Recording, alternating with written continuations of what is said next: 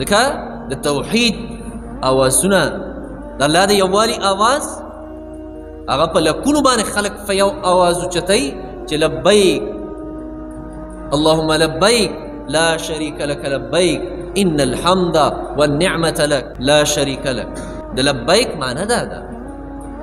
لبیک د دې معنی دا ده چې الله ستا د هر حکم منلو ته زه تیار یم ستا چې کوم حکم په کوم ټیم راځي زه به هغه منم او هغه په ځان باندې عملي کوم لبیک معنی